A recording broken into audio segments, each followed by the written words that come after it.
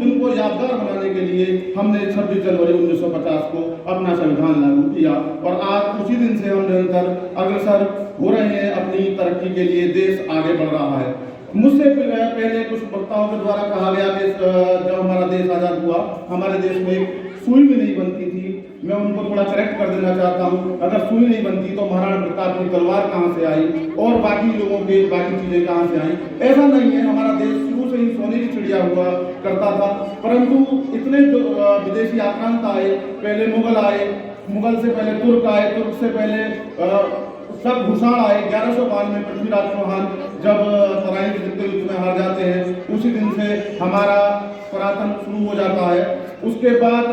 1757 में हम प्लासी का युद्ध हार जाते हैं, पर प्लासी का युद्ध भी एक तरीके से मानो विदेशी और विदेशियों के बीच में हो रहा था, क्योंकि जो 1757 में प्लासी का नवाब था, जो बंगाल का नवाब था, वो भी हमारे लिए विदेशी था, वो अंग्रेजों से हार गया। यानी एक चोर ने दूसरे चोर को हरा दिया और हम पे दूसरा गुलामी आ गई, अंग्रेजों की गुलामी आ गई। तो अभी इस प्रकार से हम देखते हैं कि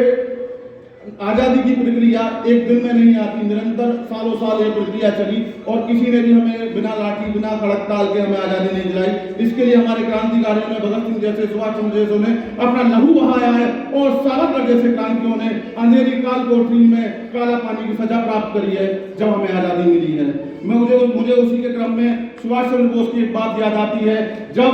उनकी नई नई शादी हुई थी और वो अपनी नवविवाहिता को अपनी छोड़कर गए होंगे, उनकी नवविवाहिता पत्नी ने उन्हें रोकना चाहा होगा तो सुभाष चंद्र बोस ने क्या जवाब दिया होगा, वो मैं कल्पना करता हूँ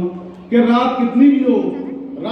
भी हो लेकिन ये धरती कभी सोती नहीं, जख्म इसे कितने भी दे लो कभी ये रोती नहीं, क्योंकि किसान धरती का पेट चीरता है तो हमारे लिए गेहूं पैदा करता है। कि रात कितनी भी हो लेकिन ये धरती कभी सोती नहीं, दे लो जख्म इसे कितने भी लेकिन ये कभी रोती नहीं। और अतुल चौहान कैसे लिखवा ले आशिकों में अपना नाम, और अतुल चौहान कैसे लिखवा ले आशिकों में अपना नाम, जबकि वतन पे मरने वालों की कोई प्रेम कहानी होती नहीं, वतन पे मरने वालों की कोई प्रेम कहानी होती नहीं। इस प्रकार से संघर्ष रहा है सुभाष चंद्र बोस, जो उस जमाने में आज भी अगर हम 20-30 साल